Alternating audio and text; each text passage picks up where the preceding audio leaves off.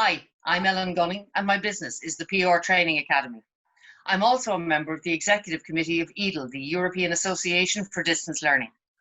In this short series, we're interviewing fellow EDL members to learn more about their business and to find out how they've been coping with coronavirus. Today, I'm speaking with Antonio Ragusa, the Chief Executive of Rome Business School. Antonio, thank you so much for joining me. Thank you, Ellen. My pleasure. Now, Rome, the Rome Business School, your audience is very specific, it seems, because what you teach is master's programs. So all of the people coming to you have already been through university, they've already done a primary degree, and I'm guessing that these are people who are in work and now want to upskill for their careers. Is that your profile, or have I got it wrong? First of all, it's right. I mean, we are mostly in postgraduate education, you're right. So we deliver master's degrees in many areas of business and management, from the traditional programs like MBA, marketing, communication, or human resources management, to fields that are more specific for some industries like the made in Italy industries, like food and beverage management, fashion management, arts and culture management, and so on. Then we also have a business unit dedicated to executive education, so shorter courses for people who are already working, so managers, entrepreneurs. And as to the masters, we have two main types of targets. So the newly graduates who want to specialize in an area of business and management. So usually they are not working yet. They want to find the first opportunity for developing and starting their career. But for some other masters, especially the executive masters, they are delivered during the weekends. And we have also people who are already working that want to specialize or update their competencies and to boost a little bit their career. So you provide a combination of courses which are taught physically on your campus in Rome and courses which are taught online. Might I ask you about the physical courses first. How were they impacted by the coronavirus when it hit? Okay, yes, good question, Ellen. So first of all, what happened is that the lockdown happened in a moment of our organization where we were between two intakes, because we have an autumn intake and the spring intake. And basically the lockdown in Italy happened when the previous intake was already finishing or had finished and the new one hadn't started yet. So we were a little bit lucky because we didn't have to stop exactly what was already going on.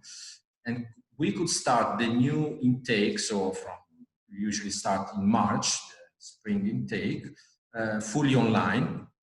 And we were equipped with this digital technology because since our inception, since the start of our activity, we've always delivered our courses both on campus in Rome and online.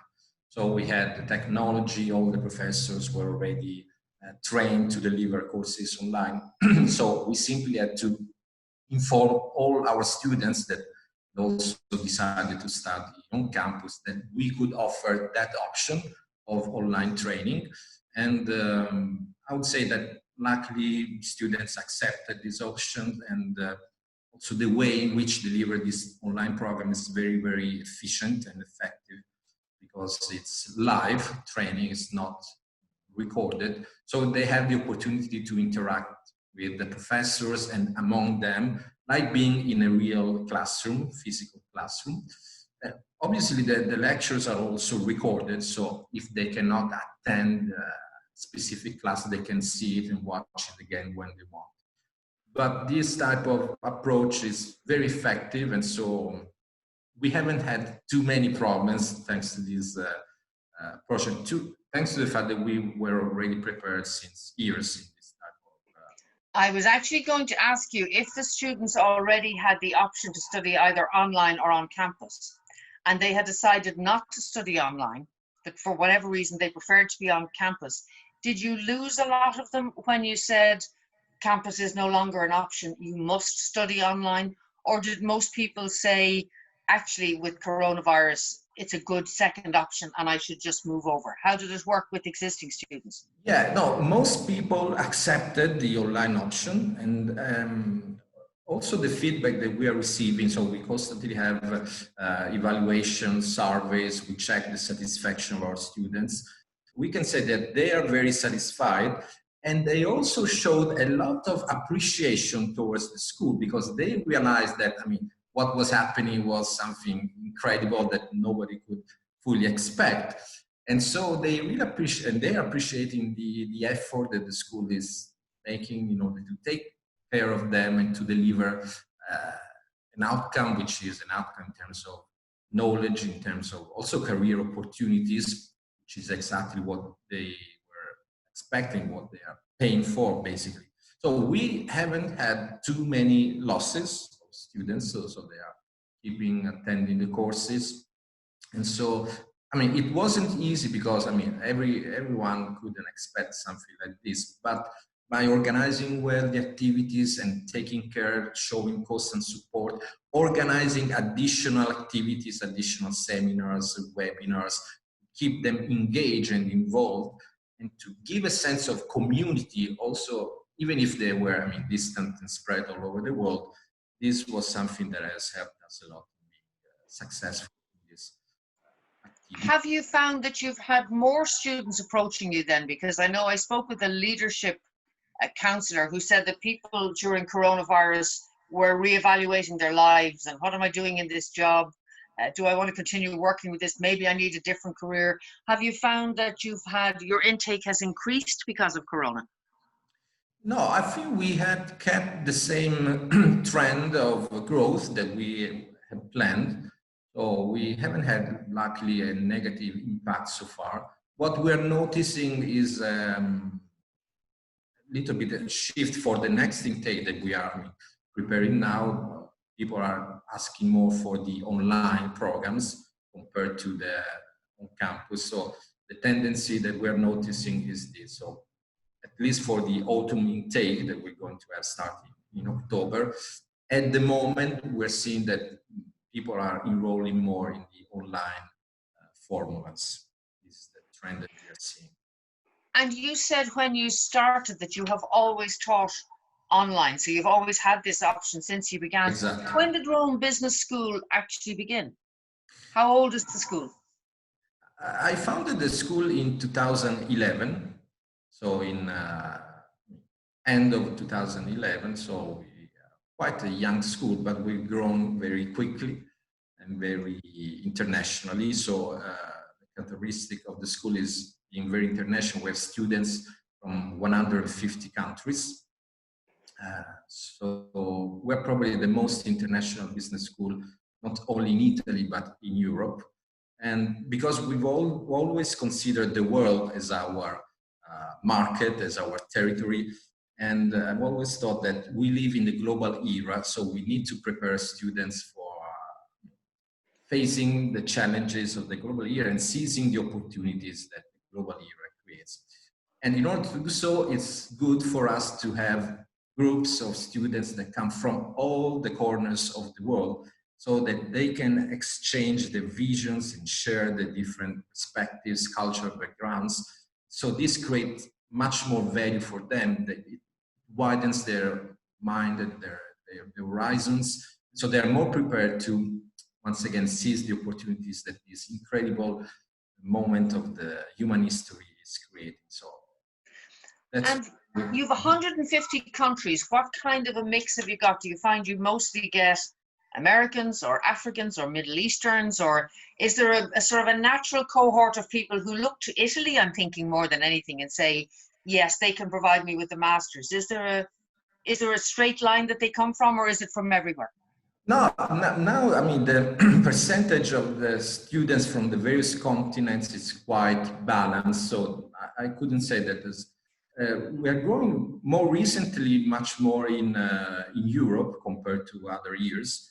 But so far, the balance is quite homogeneous among all the continents. Obviously, we're growing a lot also in Italy, but everybody is looking for something that brings to Rome, probably. And if they found in Rome good business school with a level of education which is similar to what they can find in other territories. Obviously, the city itself is an attraction that is important. So if we combine this with an excellent education, excellent customer service, and the best technology available for online education, this can be the source of our success. And tell me about, you said that you formed the business in 2011.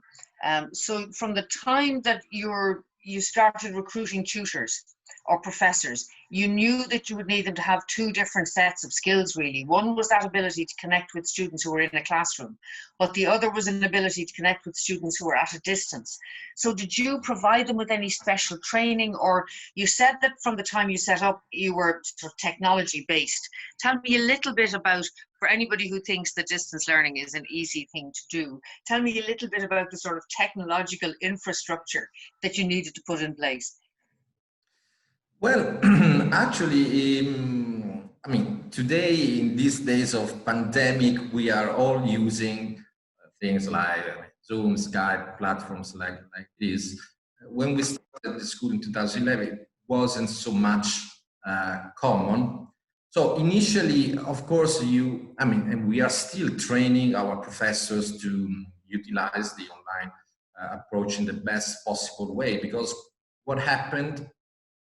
what can still happen is that you have an excellent professor that is only used to teach in a traditional class. So the risk is that he or she sits in front of the computer like a robot and doesn't interact at all, because he doesn't realize that beyond that screen you have human beings, you have normal students that need to interact with you.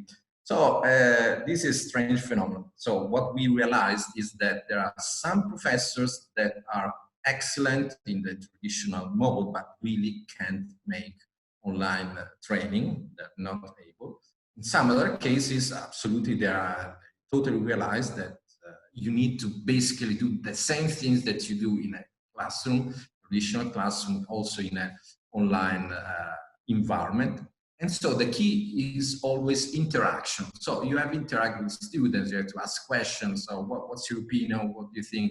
And now technology gives you a lot of possibilities to also to create sub-sessions inside the same class, so that you can also give some specific assignment to subgroups and create all the things that you do in a normal class. But obviously, this requires a little bit of training for the professors, and obviously you have to select well the professors, because not everybody is absolutely able to teach online in a successful way. But I mean, as I was saying, since our beginning, we have selected and recruited professors that were able to do that. So the good thing is that we were prepared.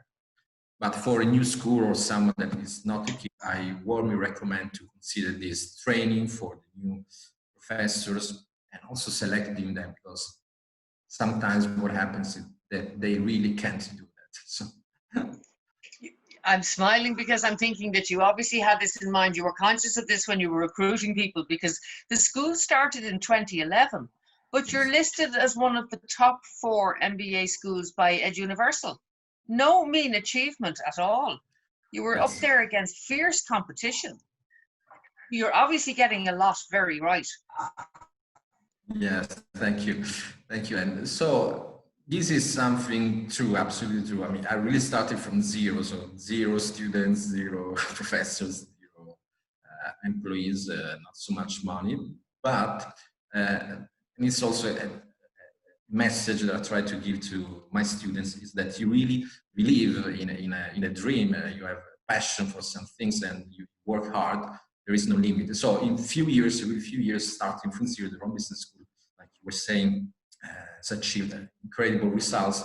And so last year, 4 of our masters have been ranked by EdUniversal among the best in the world. And some other things are going to happen to confirm the quality of our education. But this is only a result of really adopting a mindset of serving the students. We are really here to serve our students, make them grow, terms of knowledge, in terms of professional opportunities. And so the key for any business, not only in education, is to really create value for customers, for your community, for your employees. If you do that, there are really no limits.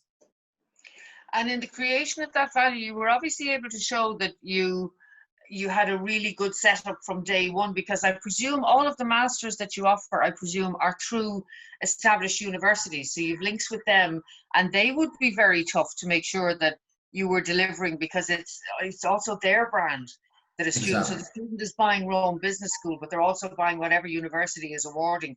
So the universities equally would be very particular about allowing you to teach masters. Did you find that they began to scramble and change things at all because of Corona, or were they happy that they effectively presented you with the syllabus and you determined how that syllabus was delivered?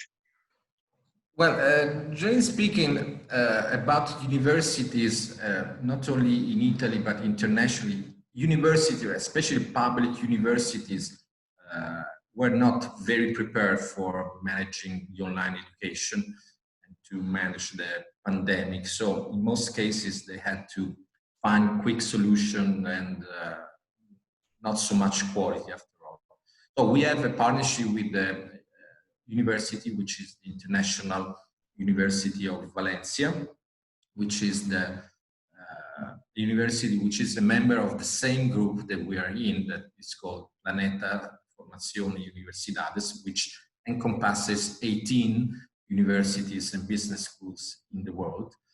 So we recently become a member of this group that currently Ellen has 100,000 students all over the world.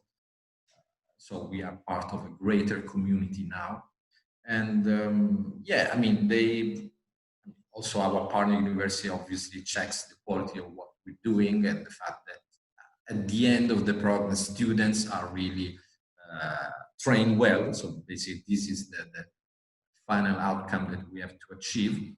And that also in terms of career service, we really deliver the result that we want.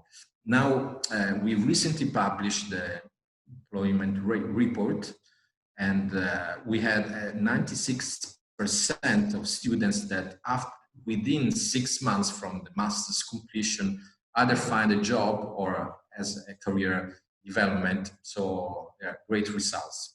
That's a fantastic result. 96%. Yeah, I wouldn't keep fingers crossed for post-pandemic as we come out of it somehow, but I don't think that'll be any reflection on your schools. Before I let you go, you mentioned that you also had an executive training wing, and the executive training, I presume, was also mostly online as well. And that, you said, was about, instead of people looking to get themselves on a career path, the executive training was more continuing professional development or keeping your skills up to date. Did you find that that changed at all with Corona? Did people have more time to upskill? Did they feel they needed to stop and concentrate on other areas of business? How was that impacted?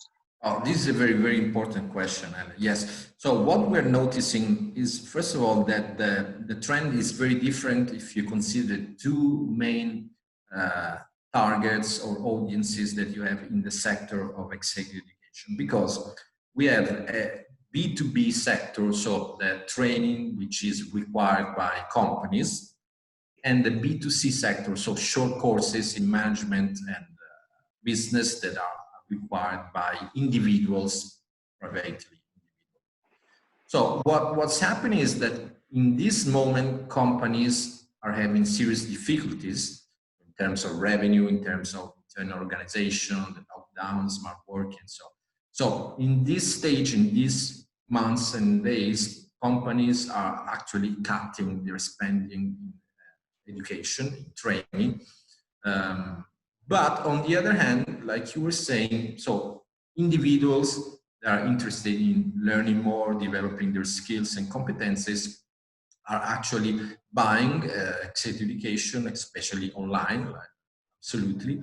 So that part, the B2C area of executive education is still going on. I wouldn't say that it's growing particularly, but it's keeping the normal trend of development. If, at least in our experience, if we look at the B2B sector of executive education, this is stopping for a while. But we are confident that, I mean, from next autumn, we can go back a little bit to normal life and normal business. And before I let you go, give me a piece of advice then for anybody who found themselves in the physical training space and who now thinks that it is easy or necessary to flip over and start providing courses by distance learning. What's the one key piece of advice that you would give them? Well, for the trainers, I mean, for those who deliver the education, once again, the key thing is interaction if you deliver them online. So you need to engage your students and make them feel like they are really part of a learning experience. For the students themselves, what I will say is that if you had started thinking of taking a course on campus, but now you can't, what I can say is that the online education now is so good and the technology is so advanced that you can have a learning experience which is really, really satisfactory and fulfilling, like you would have in a normal classroom. Because obviously, if you choose the right institution, you can really be trained like being in a normal classroom with the same level of commitment, engagement, care, and also with the networking opportunity that you could have in other forms of education. Because, for example, to give you an idea, we've also organized a lot of virtual company meetings where we make our students meet the managers of various companies from Vodafone, American Express, and so on. So you can also create online networking opportunities that can support your professional development in your career. So the message for those people who are interested in growing in terms of competencies and skills, but are scared of online education, I would say, don't be scared. It's the opportunity, it's the new era. And what I can add is that for adults, online education can also be more effective than traditional face-to-face training, because you can also have the opportunity to watch the lectures with your own rhythm, see them again, reflect on them, and then with a combination of support and assistance by the trainers, you can absolutely have great learning experience. So our experience is very good with online education. Our students are very satisfied, and sometimes their results are even superior to those who are studying on campus. So I will absolutely recommend anybody to not give up and not renounce to the good investment. Investment in education is the best investment you can make. So go for it. Anthony Ragusa from Rome Business School, I have to tell you, your absolute passion for education and distance education in all its forms shines through. Thank you so much for joining me. I really enjoyed that chat. Thank you, Ellen. Thank you. This has been part of the EDL series of interviews with our members about their experience, their business, and their experience of dealing with coronavirus. Until the next time, stay safe. Goodbye.